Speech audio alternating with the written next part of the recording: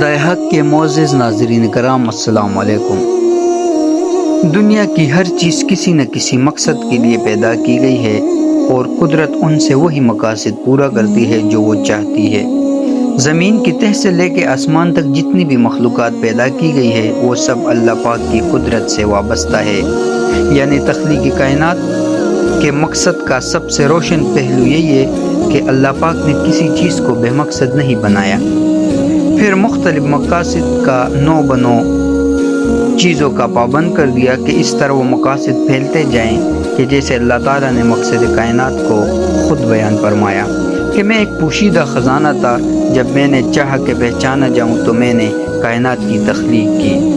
اس سے یہ پتہ چلا کہ تخلیق کائنات کا سب سے بڑا اور اہم اور اصل مقصد اللہ تعالیٰ کی ذات و صفات کی معرفت اور اس پر کامل ایمان رکھنا ہے۔ مقاصد حیات عبادت ہے۔ معلوم ہوتا ہے کہ ہماری زندگی کا مقصد حصول تقوی یعنی اللہ تعالیٰ کی ولایت اور دوستی ہے۔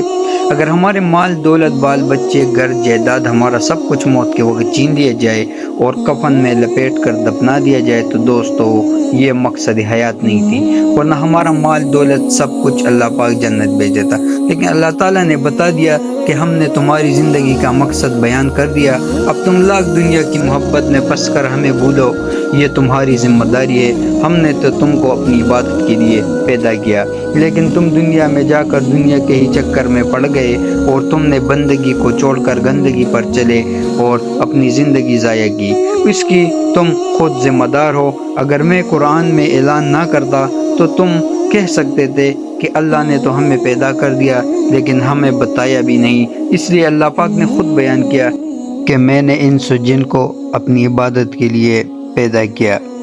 دوستو ویڈیو کو لائک کرے، چینل کو سبسکرائب کرے۔